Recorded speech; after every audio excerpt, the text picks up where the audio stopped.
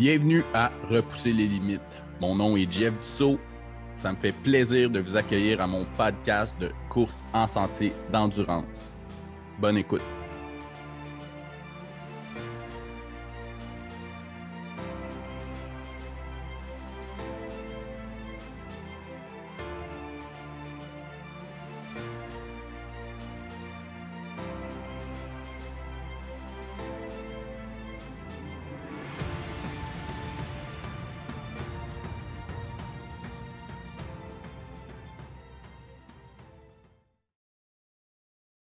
Compte rendu de la semaine, cette semaine, ça va être très différent à l'habitude puisque j'ai participé à ma première course officielle depuis 2 ans. Ça faisait vraiment longtemps, ça a fait vraiment du bien de voir des gens participer à un événement.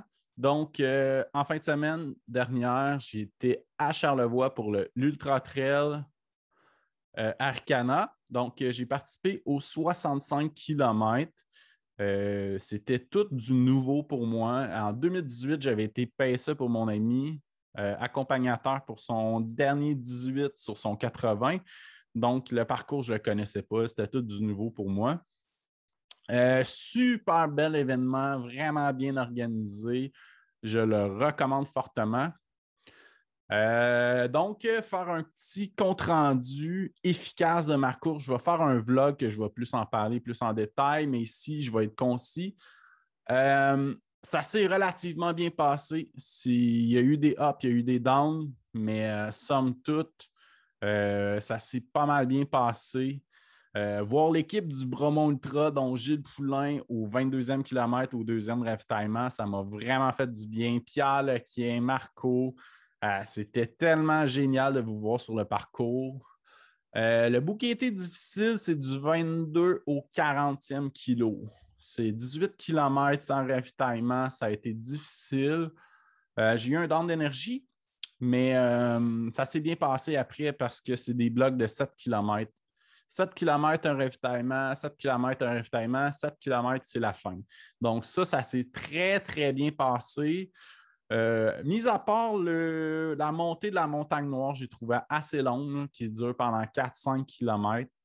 Mais à somme toute, ça a été vraiment de belles courses. Je l'ai relativement bien géré. C'est sûr que j'aurais aimé mieux faire 2-3 heures de moins, mais ça ne me dérange pas parce que moi, mon but premier quand je fais part d'un événement, quand je participe, c'est d'avoir du plaisir. J'ai eu du plaisir. Idéalement, le terminer. Je l'ai terminé. Donc, mission accomplie, surtout après 2 ans sans événement officiel.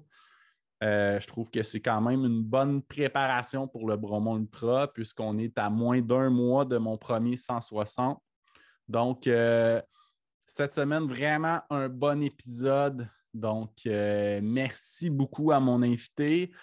Puis en passant, merci beaucoup à tous ceux qui m'ont parlé du podcast pendant l'événement. Ça m'a vraiment fait plaisir d'avoir des bons mots du podcast. Tu sais, on ne sait jamais des fois l'impact qu'on a. Puis c'est dur à mesurer des fois avec les réseaux sociaux aussi. Donc, merci beaucoup. Puis, bon épisode. Bienvenue au 14e épisode de Repousser les limites. Cette semaine, je m'entretiens avec une grande guerrière de la course de route qui se lance dans la trail. Donc, bienvenue au podcast Stéphanie Simpson. Merci pour l'invitation. Bien, merci beaucoup d'avoir accepté, là, malgré ton horaire chargé du week-end. Toujours de la place pour une petite entrevue comme ça. Ça me fait plaisir. Donc, ma première question d'entrée de jeu, c'est toujours la même. Comment que la course est arrivée dans ta vie? Bonne question. Pour mettre un peu là, les dates là, en perspective, là, j'ai 35 ans, je vais avoir 36 ans. J'ai commencé à courir à peu près en 2008. Fait que si on regarde à peu près vers 21-22 ans, courir. Enfin, j'ai commencé à courir quand j'ai su que ma mère était atteinte du cancer. Au départ, c'était vraiment au gym, là, une demi-heure, puis de plus en plus que, dans le fond, que la maladie, là, elle augmentait, puis les chances là, qu'elle s'en sorte étaient réduites. Je pense que j'ai commencé à augmenter un peu plus là, le temps que je passais à courir. Puis, dans le fond, j'ai su qu'elle était malade en 2008, au mois de septembre, et est décédée au mois de juillet l'année passée. Là. Fait que ça a été quand même assez rapide, là, tout ça. Puis, je me rappelle, ma première course suite à ça, ça a été le 10 km de Sainte-Anne-de-Bellevue. C'est ça? Oui, Sainte-Anne-de-Bellevue, qui était au mois d'août, tout de suite après. Fait que c'est comme quelques semaines après. Je me rappelle, j'avais aucune espèce d'idée de comment gérer une course. J'avais aucune idée des temps, de rien. Je ne sais même pas si j'avais parti ma montre. J'étais juste partie, puis j'étais quand même, tout le monde, quand je suis arrivée, était comme un peu surpris. Hey, t'as couru, je sais pas, 44 quelque chose, puis j'étais comme, j'ai aucune idée de ce que je viens de faire, là. Finalement, je me suis rendu compte que c'était quand même, ça a l'air bon, ben c'est bon, là, pour une première fois. Oui, clairement. Fait que là, par la suite, j'ai augmenté un peu là, les distances tranquillement, là, du demi. J'ai fait mon premier marathon à New York en 2009. Puis après ça, j'ai comme un peu changé pour le duathlon. Puis les longues distances, sont vraiment seulement venues après la naissance de Charles. Là, il va avoir 7 ans, fait que ça fait 7 ans, 6 ans dans le fond. C'est 6-7 ans, là, dans le fond. Ou sinon, là, je veux dire, c'était vraiment du demi, du duathlon, olympique. Puis c'était pas mal ça. OK. Puis ça, c'est ton dernier enfant, en fait, ton plus jeune. Oui, mais dans le fond, nous, on a une famille recomposée. Oui. Okay. Dans le fond, c'est mon seul à moi, là, dans le fond. Les deux autres, c'est des enfants là, à Maxime qui sont un petit peu plus vieilles. Là. OK, super. Puis, toi, vu que tu as fait plein de défis complètement fous, je trouve, c'est quoi tes trucs pour forger ton mindset? C'est une bonne question. Honnêtement, même par rapport à quand j'ai commencé à faire de la longue distance versus aujourd'hui, c'est vraiment le jour et la nuit. Je me rappelle, puis même, je peux, tu sais, je n'ai pas de jeune à le dire, ça m'a pris 3 fois avant d'être capable de faire un 100 000. J'ai DNF 2 fois sur un 100 000 avant de faire mon premier, qui est dans le fond Javelina John Reed. Puis j'avais jamais réussi.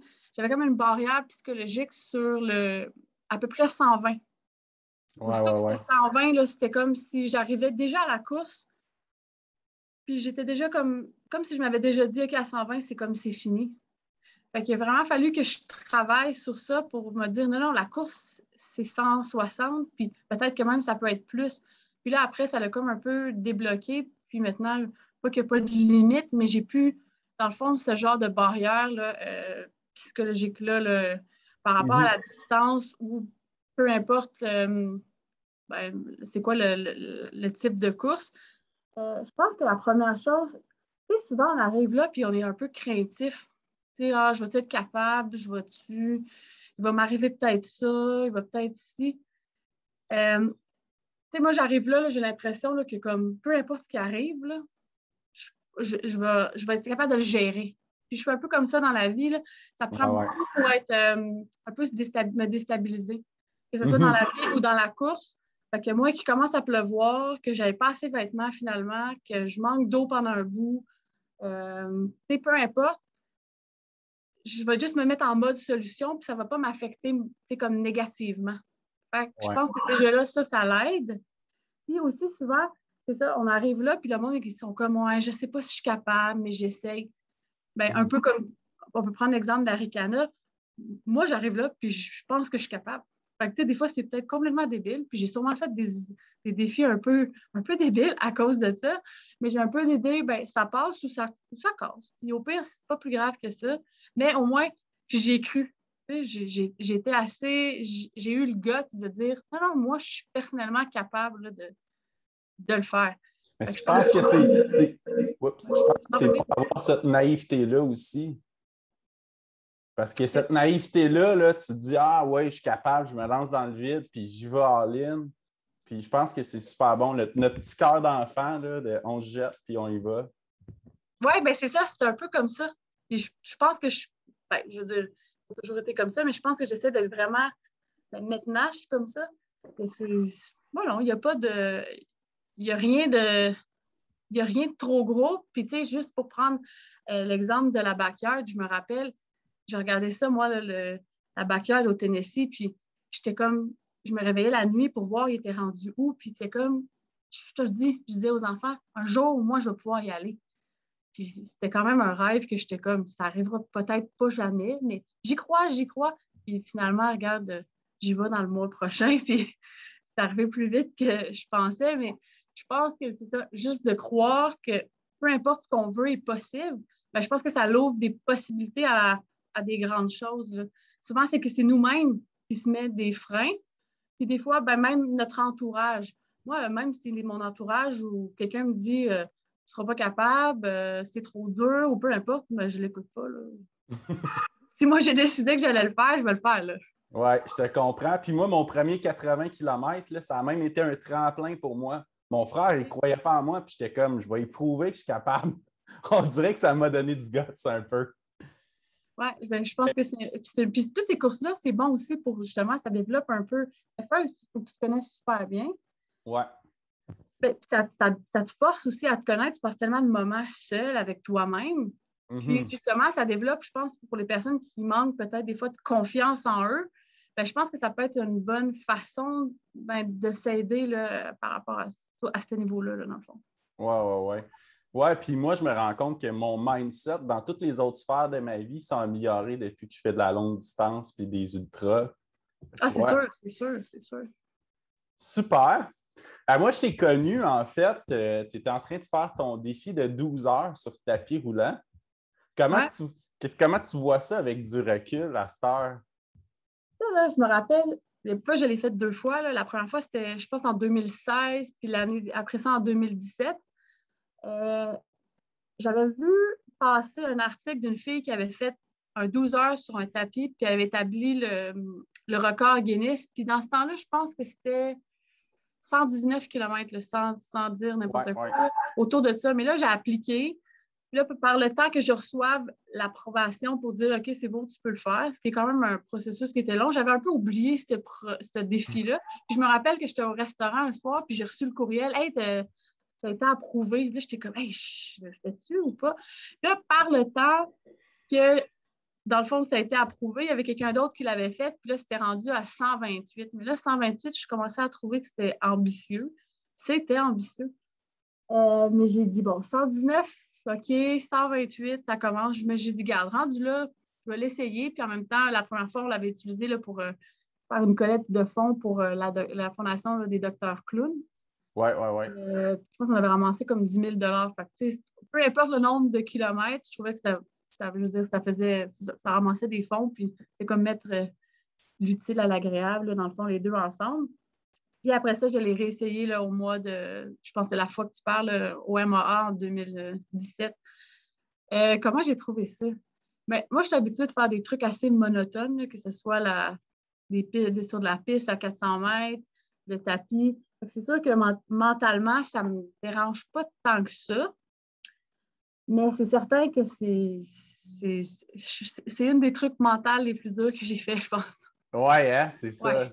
Ouais. Ben, c'est pour ça que j'ai positionné cette question-là avec le Ouais. mindset. Là. Je trouvais que. Oui, c'est très. C'est ce genre de course que, comme, OK, j'y vais pour 12 heures, il ne faut pas à la fin qu'on me dise qu'il reste une autre heure. Là. Non, non. C'est mindé que c'était 12, ce ne sera pas plus. Pas une minute de plus. Non. Écoute, moi, je trouve ça tellement incroyable. J'ai fait un demi-marathon une fois, là, puis. Sur un tapis? Ouais, puis je trouvais ça complètement fou à la fin, là. Mais je pense qu'il y a comme des gens qui aiment vraiment le tapis ou versus des gens qui détestent ça. Ouais. Je veux dire, moi, ça ne me dérange vraiment pas. Puis surtout l'hiver, là, je trouve que c'est quand même assez pratique. Ouais. Mais c'est ça, je peux comprendre les gens là, qui aiment vraiment pas ça. Puis, avec du recul présentement, là, c'est quoi la course que tu as faite que tu es le plus fier? Je dirais que c'est la course de l'an passé, là, le championnat là, canadien, lui qui était champion, c'est ça, le championnat canadien de backyard, qui m'a donné justement le golden ticket pour cette année là, pour aller à la fameuse Big Dog Backyard. Ouais. C'était une course que je dirais que j'avais toute contre moi. First, c'était pendant la COVID. Ouais. C'était au BC, fait que ça impliquait de voyager. J'étais allée tout seul. Je veux dire, j'avais pas de crew, j'étais une des seules. Il y en a qui avaient quand même là, un genre de campeurs qui ont même pu prendre des douches entre des tours. Là. Je veux dire, j'avais pas assez de vêtements, j'avais j'ai manqué de tout là, pendant cette course-là. J'ai eu froid, il y a eu de la pluie, il y a tout eu. Là. Même encore à ce jour, des fois, je me demande comment j'ai fait pour rester un peu comme focus là, par rapport à cette course-là pour finalement gagner. Je pensais vraiment, j'allais même pas là pour gagner. Nous, un peu, notre mandat, c'était, il y avait quand même 2 têtes d'affiche, là, dont Dave Proctor. Puis le but, c'était un peu de les pousser à aller le plus loin possible. Puis, veux pas, on était 15, chaque coureur, chaque heure comptait un point de plus là, pour le pointage au niveau des pays. Malgré qu'on n'avait pas nécessairement de grosses profondeurs, là, comme, mettons, la Belgique puis les États-Unis, je pense qu'on est quand même arrivé comme 3e. Là. Fait que, je veux dire, toute l'équipe a quand même très bien fait. Fait que, ça, c'était vraiment un beau travail d'équipe. Veux pas, là, tout le monde s'encourageait parce que veux pas, t'es seulement meilleur un tour de plus que le deuxième. C'est pas. Puis t'as quand même besoin que les autres se rendent plus loin pour justement te rendre plus loin toi-même. Fait que ouais, je pense que ça serait la course à ce jour que je suis la plus fière. Avec raison. Ouais. Puis, c'est combien de tours que tu as fait déjà la distance? 43 heures, fait que ça donne 288 à peu près. OK. Donc, ça doit être ta plus longue distance à vie. Oui, ça retombe à être ma plus longue distance à vie. Oui, puis même avant ça, là, ma plus longue distance à vie, c'était comme 208, 212. Fait que c'était quand même un gros step là, en une fois. Là. Puis c'était sur un backyard aussi? Oui, non, la fois d'avant, c'était pas sur un backyard, c'était le petit train du Nord. OK. Super. Donc, puis comment tu appréhendes ça pour ta prochaine backyard? C'est sûr que c'est une course qui est un peu difficile à préparer parce que je ne veux pas courir ce genre de distance-là. C'est une course qui est très, très mentale. Où que ça devient un peu plus difficile, c'est le manque de sommeil. C'est ça, à un moment donné, qui est comme le facteur. Là, ça fait que ça prend quand même une bonne stratégie de course pour essayer d'intégrer quelques minutes là, de sommeil à chaque tour. Puis aussi, c'est ça. Généralement, on arrive à une course, que ce soit 5 km, un marathon ou plus long, bien, on sait qu'après 5, peu importe, bien, c'est fini. Ouais. Tu te prépares mentalement à OK, bon, dans 5 km, peu importe ce qui arrive, que tu le marches, peu importe, après, c'est fini. Là, c'est que tu arrives là, tu n'as même aucune idée. Même le billet de retour, je suis beaucoup choquant. C'est ça. C'est vrai. Ça peut être très long, là, tu sais. Si on regarde, là, il y a quand même le record du monde là, qui vient d'être battu. Je pense que c'est 81 ou 82 heures. Au crime. Je pense qu'il va être là. Fait que le calibre est très élevé. Je ne serais pas surprise que ça passe le 100 heures là, cette année. OK. Puis, c'est quoi tu recommanderais à quelqu'un qui se lance dans sa première backyard? Qu'est-ce qu'on recommanderait? Ben, first, des fois, le monde il m'écrivait puis c'est comme hey, je vais l'essayer chez moi. Je pense pas que tu as besoin de l'essayer là, super longtemps. C'est sûr que quelques tours, c'est quand même, tu sais, moi je dirais 6 maximum.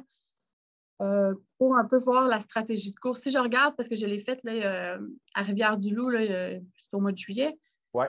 Qu'est-ce que j'avais fait comme stratégie de course? C'est que je courais 1 kilomètre, je marchais le reste du 1000, donc 600 mètres. Je faisais ça comme plusieurs fois. Fait que dans le fond, tu te retrouves à marcher quand même pas mal beaucoup. Puis en marchant, tu récupères. Puis ça t'évite de courir, de trop ralentir ta vitesse de jog normale. Parce que je trouve que finalement, à un moment donné, tu brises un peu ta forme. Là. J'avais déjà essayé de faire ça quand je l'avais fait en virtuel, puis je m'avais fait mal. Fait qu'au lieu de genre juste trop vouloir ralentir, ben, c'est mieux de peut-être moins courir, marcher plus pour essayer de garder là, une genre de vitesse qui ressemble à plus à ce que généralement on court. Puis même pour les jours d'après, vu que tu as tellement marché, ben c'est comme, tu es peut-être moins raqué. Là. Disons que je suis pas mal plus raqué présentement de la Arikana que je l'ai été du 208 km de la backyard de la Rivière-du-Loup. Là. Ah ouais, OK. Oui, vraiment, le jour et la nuit. Fait que, je pense que beaucoup de marches, là, ça l'a aidé. Dans la course, essayer de manger le plus vite, le plus souvent, les gens attendent parce qu'on n'a pas faim au début, ce qui est complètement normal. Ouais. Mais plus qu'on avance dans une course, puis que ce soit une backyard ou un ultra, ben, ça devient de plus en plus difficile là, de manger, puis d'essayer de garder là, un certain nombre de calories là, respectables là, pour pouvoir continuer. Fait que c'est ça. Fait que d'essayer de manger dès le départ. Moi, je prends le solide. Là. À un moment donné, Ouais. juste, il y en a qui boivent tous des trucs liquides. Là. Je pense que même psychologiquement, à un moment donné, là, quand ça fait plusieurs heures juste sur le liquide, moi, personnellement, je ne suis pas capable. Là. Non, je suis d'accord avec toi. Ça me prend du... Peu importe c'est quoi, chacun a sa recette. Mais moi, je suis quand même chanceuse. J'arrive au ravito, puis je regarde ce qui me tente, puis il n'y a pas de problème. Là. Il y en a que c'est très spécifique et tout. Là.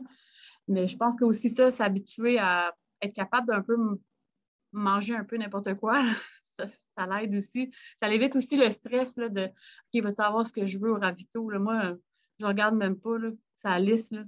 J'arrive, puis c'est une surprise, puis c'est parfait. Là. OK, super ça. Puis au Tennessee, est-ce que c'est sur route? Une backyard, c'est-tu toujours sur route ou il y en a en trail aussi?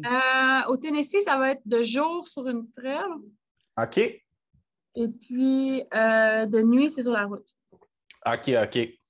Fait que c'est sûr que ça rend le parcours un peu plus difficile. Est-ce qu'à cause de ça, le senteur n'est pas possible? Peut-être. Parce que je ne veux pas, de jour, la moyenne autour va être probablement plus lente. Là. Mais c'est sûr que ce n'est pas un parcours de trail full technique et tout, mais ça reste que c'est plus lent que la route. Là. Ouais. Puis il y a du dénivelé. Il y a un peu de dénivelé aussi. OK, super. Puis, il y a un truc que j'ai entendu récemment là, qui va sûrement te faire sourire avant ta nouvelle backyard, c'est que tu étais un peu notre Courtney québécoise. Ah ouais? Je savais pas. C'est très cool. Là. C'est, pour ceux qui ne connaissent pas Courtney, c'est elle qui a gagné là, l'UTMB chez les femmes récemment, puis qui a un record de parcours sur le Moab 240 miles, qui est arrivé 10 heures, je pense, avant le premier homme. Oui, exactement, quelque chose comme ça. Là. C'était super impressionnant.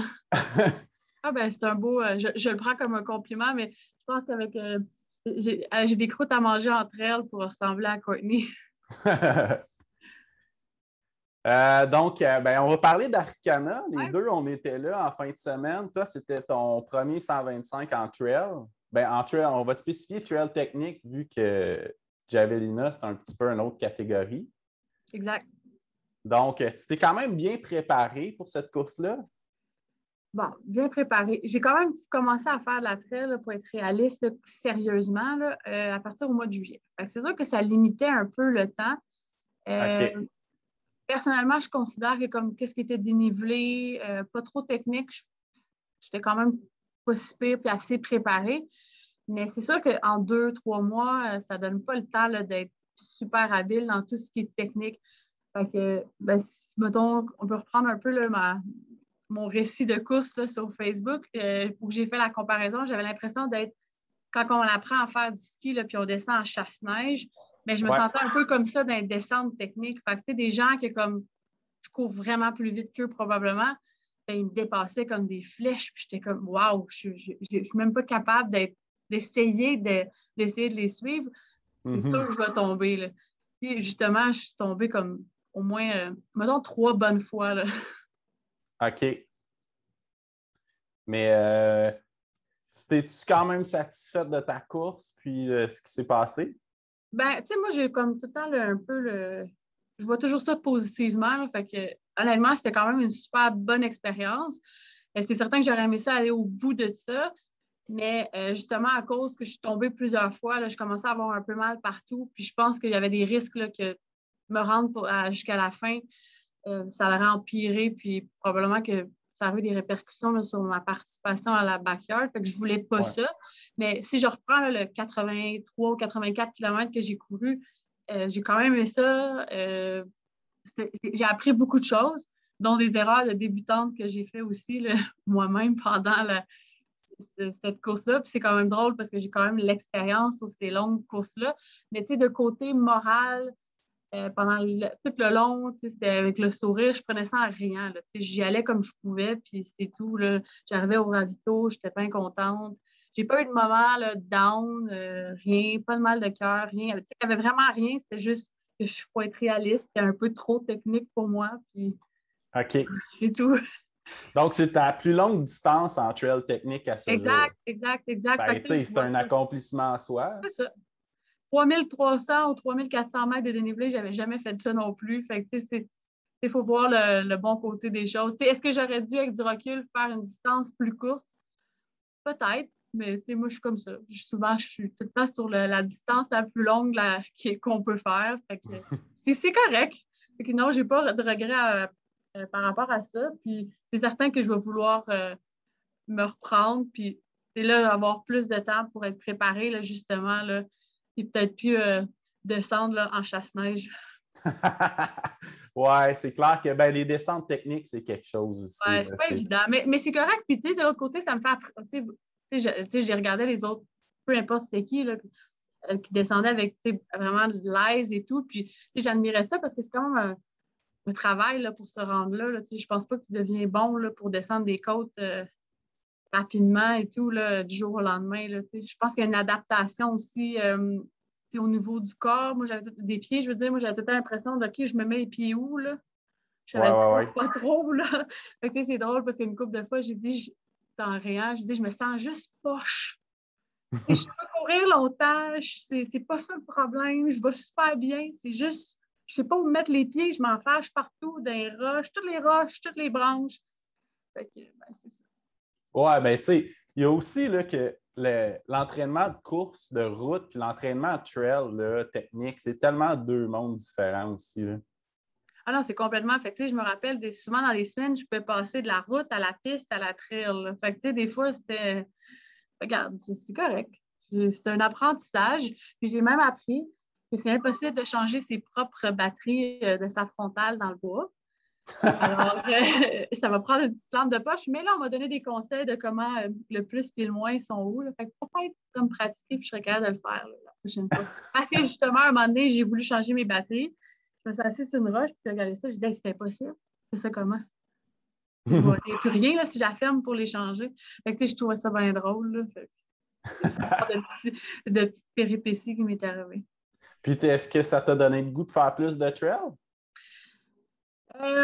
Oui, certainement. Ce qui est vraiment un peu drôle dans tout ça, c'est que pendant que je faisais la backyard à Rivière-du-Loup, j'ai eu une invitation pour aller courir au mois d'avril au Mexique contre les Raramuri. Dans le fond, le fameux livre Born to Run. Fait qu'ils ont pris comme 12 coureurs élites contre 12 Raramuri. J'ai dit oui, pensant que c'était très ambitieux, considérant que comment j'ai vécu à Ricana, c'est 10 000 mètres de dénivelé, 190 km. Wow, OK. Fait que là, c'est sûr qu'après Aricana, j'ai dit, je suis peut-être capable de faire ça si c'est réaliste. Mais là, j'ai déjà dit oui avant. J'avais déjà dit oui avant de faire Aricana. Alors là, j'ai jusqu'au mois d'avril pour être meilleure entre elles. OK. Ouais, c'est un bel objectif. Ça, c'est vraiment complètement vraiment pour l'expérience. Parce que je pense qu'ils sont imbattables. Mais c'est pas grave, ça va être complètement dépaysant. Et c'est pour l'expérience en soi. Tu veux pas toutes ces courses-là. C'est ça, il faut que ça reste des expériences et tout. Fait que des fois, c'est le fun quand c'est quelque chose un défi personnel ou un truc comme ça qui sort un peu là, du modèle là, de course standard. Là. Ben, le fait de recevoir une invitation aussi, c'est flatteur pas mal.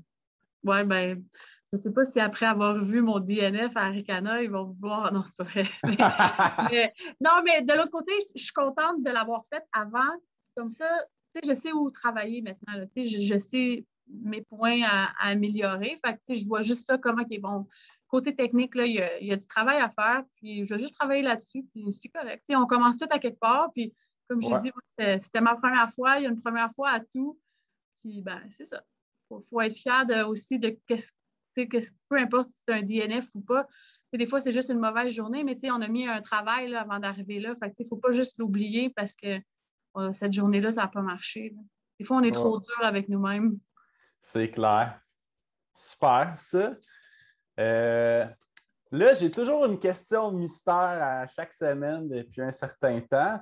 Donc, il faut que tu trouves de qui provient la question. Puis, évidemment, d'y répondre aussi. Donc, c'est une amie à toi de longue date qui gravite dans le triathlon et la trail. Puis, elle te demande comment arrives-tu à gérer. OK, je vais reprendre ça, là. Comment arrives-tu à gérer sans t'épuiser la famille, l'amour, le travail, les entraînements ultra longs pour les courses? Je vais essayer je réponds à la question, je vais essayer de trouver c'est qui après, là. C'est pas évident. C'est certain que moi, j'ai un horaire de travail qui est flexible. Je suis chef d'équipe puis courtier hypothécaire chez Multiprêt. Fait que c'est certain que je peux faire mes propres horaires. Mes propres horaires ne veut pas dire que c'est plus facile. Moi, peu importe que ce soit en affaires ou au niveau du sport, je pense que peu importe la constance est clé. Fait que, je veux dire, souvent, qu'est-ce que je vois, c'est des gens bon, qui font des grosses semaines, après ça, ils ne courent plus pendant 2 semaines, puis, et tout. Fait que, ça, je pense que c'est difficile. Fait que moi, j'essaie de garder là, un niveau assez constant dans tout ça. Ouais. Au niveau des longs entraînements, c'est certain que Maxime court aussi, puis on s'appuie là-dessus, il respecte ça. C'est certain que souvent, ça implique de faire des longues très tôt le matin, le samedi matin, pour après ça pouvoir avoir du temps là, de famille. De l'autre côté, les enfants, ils sont très.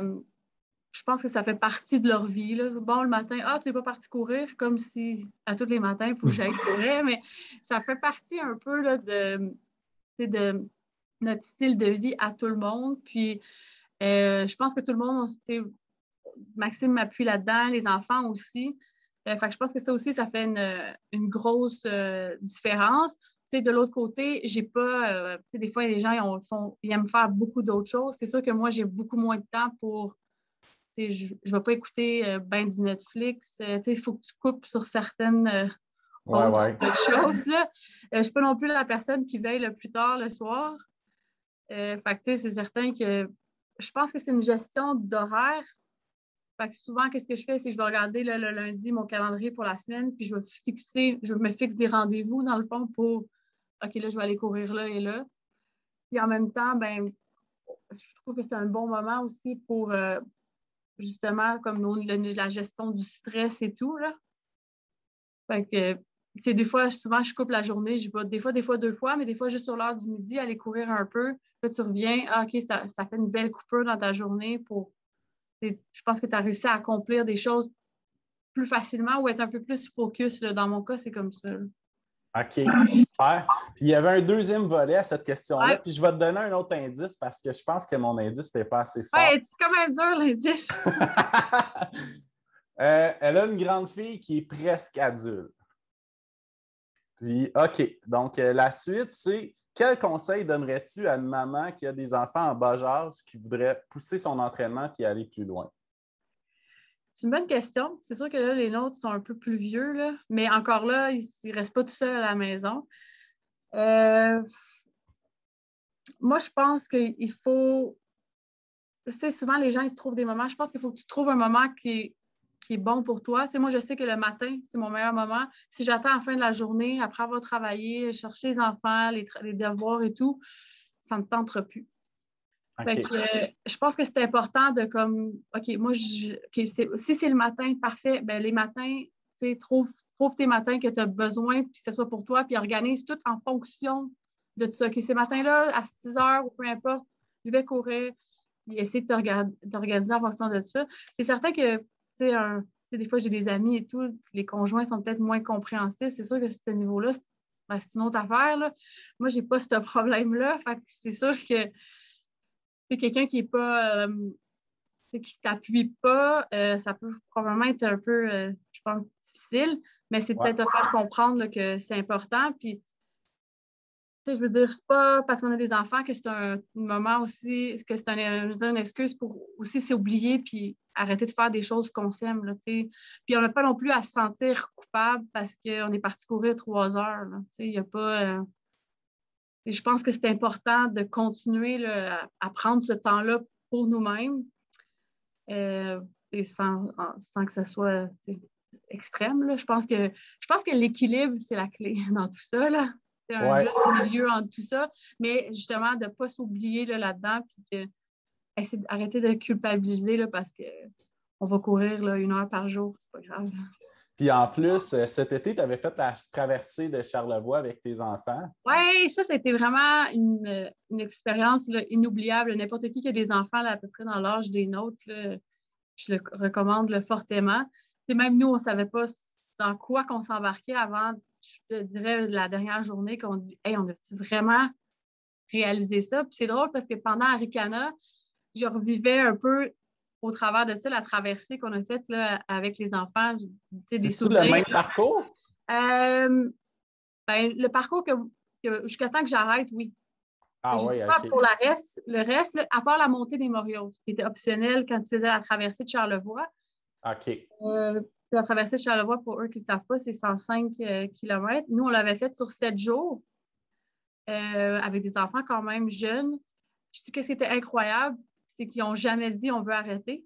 Il n'y a personne Ah qui a ouais. chialé, ils n'ont rien dit. Et on pouvait lire dans leurs yeux la fatigue et tout, mais il n'y a jamais personne qui a dit OK, non, je suis tannée, je ne veux plus, je ne veux pas. C'est certain qu'on les avait préparés mentalement à ça. Moi, j'avais plusieurs semaines à l'avance, là, j'avais commencé à les préparer psychologiquement là, pour cette traversée-là. Puis, je pense que le fait que les gens ils leur disaient je pense que c'est trop dur, je ne serai jamais capable de faire ça. Il y a des adultes qui abandonnent parce qu'il y a beaucoup d'adultes, là, justement, qui, même quand on a appelé pour réserver, là, ils nous ont prévenus là, qu'il y avait beaucoup de monde qui ne se rendait pas à la fin de ce périple-là pour toutes sortes de raisons. Là. On a dit, OK. non, nous, on est capable de faire ça. Puis, tu sais, encore là, c'était super ambitieux. Puis, je ne sais pas si on aurait vraiment analysé ça. On aurait vraiment dit, ouais, que c'était réaliste. Mais c'est correct qu'on s'est lancé les deux là-dedans. Ils nous ont suivis. Puis je pense que le fait qu'on n'avait vraiment pas l'air de douter, ben, ça a le fait qu'eux autres aussi ont embarqué dans le projet. Puis là, maintenant, ils ont leur photo là, dans dans le fond, l'accueil là, de la traversée de Charlevoix. Ah ouais. Ouais. Mais tu sais, je pense que des enfants aussi, c'est des éponges, fait qu'ils Ouais. s'imprègnent un peu de qu'est-ce que vous leur partagez. Puis tu sais, voir, tu sais, Maxime, c'est un athlète élite aussi. Ouais, il est très bon aussi. Là. Il avait fait le 80, lui, ça a super bien été. Fait que tu sais, je pense que les enfants qui baignent dans ce monde-là, ça doit être plus facile pour leur mindset qu'avoir des parents qui font beaucoup de Netflix and chill. Puis Ouais, mais tu sais, je pense que c'est comme la, qu'est-ce qui a peut-être été la clé là, dans la réussite là, de cette aventure-là, c'est que je pense qu'on leur a donné, on était très convaincus qu'on pouvait le faire, puis si, mettons, on ne l'était pas, on doutait, ou il y a des fois qu'on était comme, hey, qu'est-ce qui se passe, ou comment qu'on gère ça, on ne l'a jamais vraiment fait savoir, fait qu'ils ne l'ont pas senti non plus, fait qu'on leur a pas laissé la place à peut-être dire, ah, regarde, tu vois, c'est faté, ou, tu sais, fait qu'ils ont juste OK, c'est ça. Puis on fonce là-dedans en famille. Puis c'était tellement beau là, quand ils ont fini au Mont-Grand-Fond. Là, la dernière, ben, dans le fond, la dernière journée, c'était 10 kilomètres. Puis là, ils ont justement traversé sous l'arche là, d'Aricana. Là.